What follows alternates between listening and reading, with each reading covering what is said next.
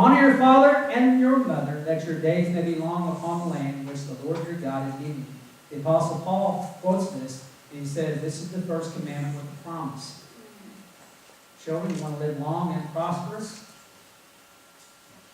You guys know what this is? Did you share this with me one time? Did you just share this with me, what this is? You know what this is? Mr. Spock knew some Judaism.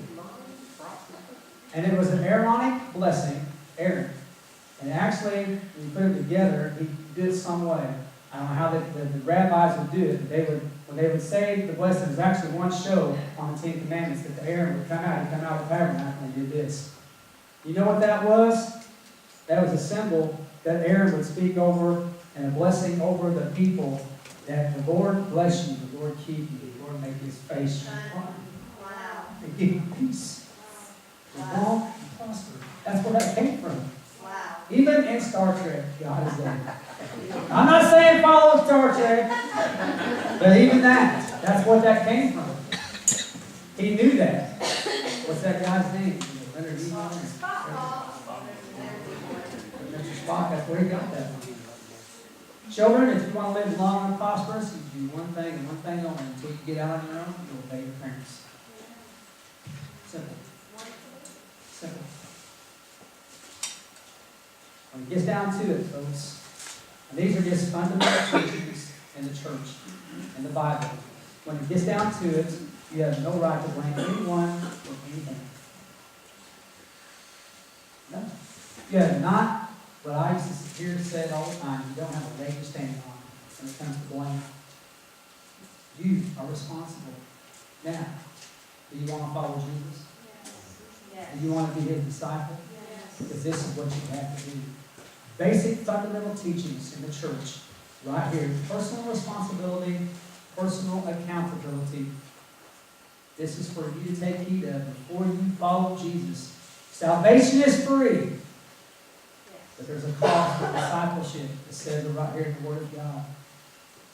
So my question for you today, what kind of excuses do you have? Why are you not following Jesus? You say you want to, but are you following through? Good intentions. Some of the best intentions are in hell right now. Some of the best intentions are in hell right now.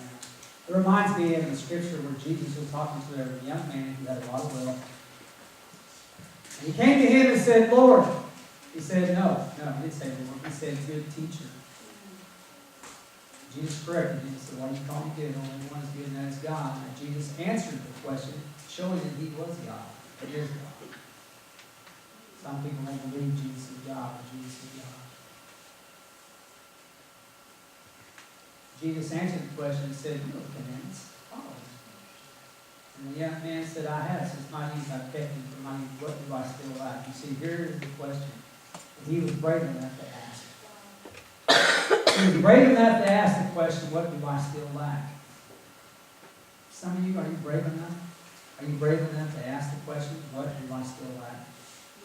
What is lacking in my life? There's still an emptiness. There's still something missing. Lord, what is it? Jesus got right to the heart of the matter. He didn't being rich, and he said, sell everything, give to the poor, you have treasure in heaven, and come, follow me. Who else did he say that to? Come follow me in the Gospels. Do you know who that was? The disciples. Every one of the disciples, he said, come follow me. He was given this young man an opportunity to be a disciple. That is what he was doing. The young man walked away very sad because he had great possessions, the scripture says. Jesus said, easier it is for a camel to go through the eye of a needle than for a rich man to enter into heaven. That's what he said. And they all looked around and they was kind of gasped and they wondered, oh my goodness. Then who could be saved? Jesus said, what is impossible with man is not impossible with God. Thank God that we serve a God of impossibilities today. We serve the God of impossibilities. You might think it's impossible for you to follow Jesus, and the things I've said today almost seems like stricter than the commandments itself. And folks, actually it is.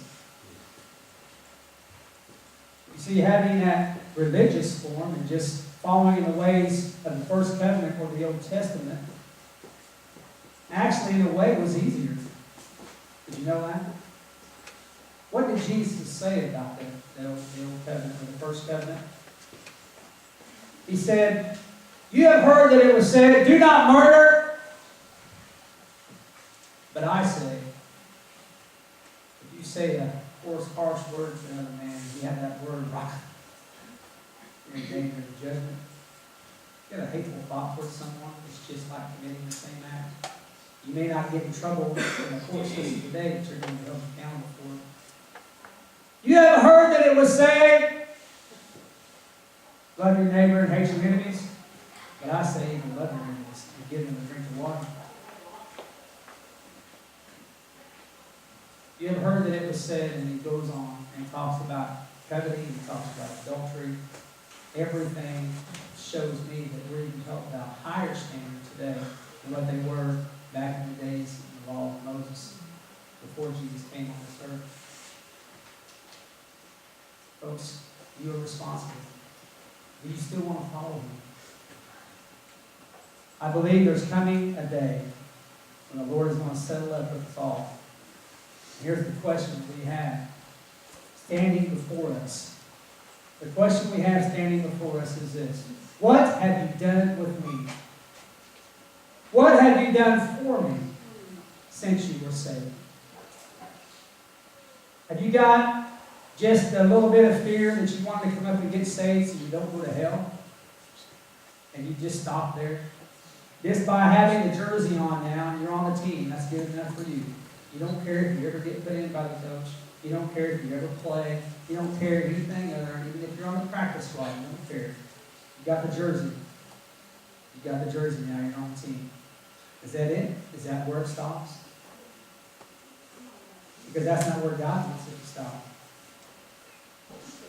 He wants you to come and follow him.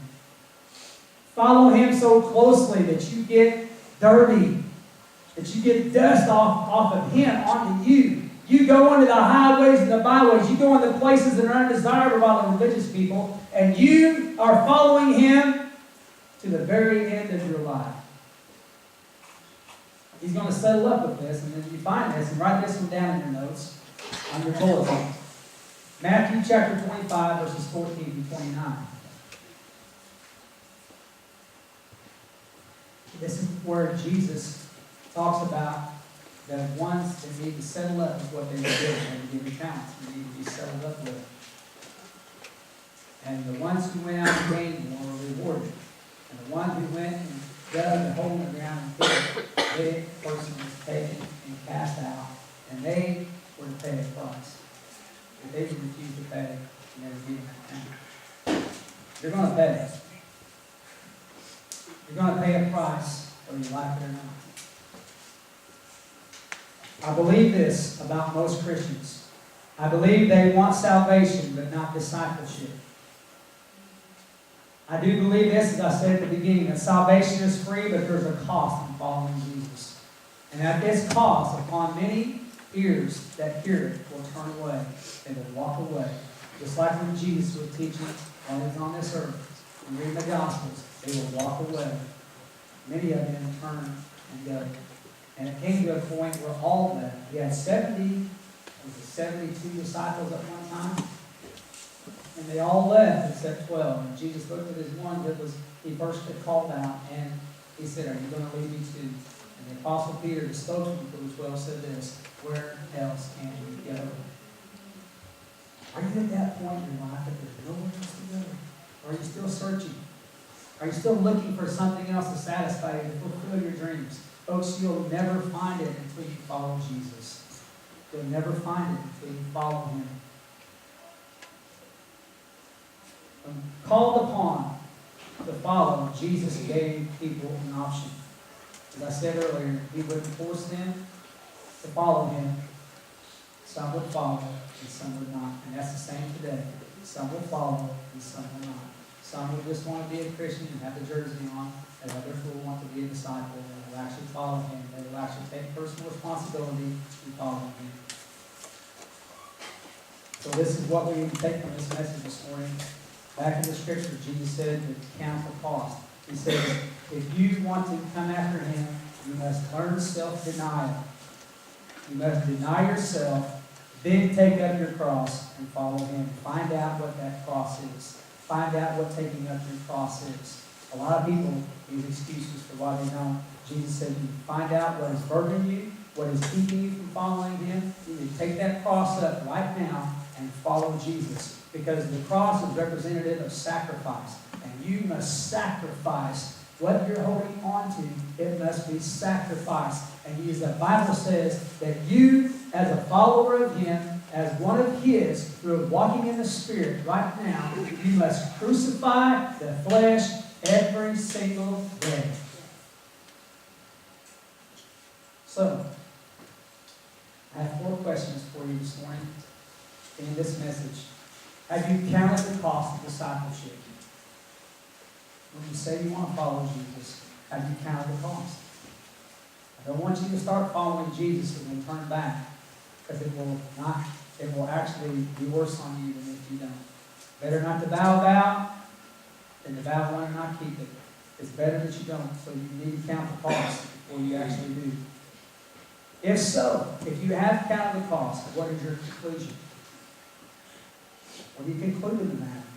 See, God has given you a mind to think with, a brain. He's given you His Spirit inside to follow. What is your conclusion? Is it worth it? Let me ask you another question. Are you tired of the boring, the mundane, every day? You know, I hear people every day, Christian people and non-Christian people, say this. I ask them how they're doing today. Well, you know, I'm just here. I'm just existing. I'm just existing on this planet that God's put me on. I'm just existing at this job. I'm just existing at this church. I'm just existing. That's not biblical. That is not God's desire for you. Did you know that? He's giving you everything you need. Right, Brother D? He's giving everything you need for life and godliness. Everything. The question is, are you going to take a hold of that? Are you going to depend on the world to give you what you need? It won't happen. Only God can give you everything you need, and you can fly. I want to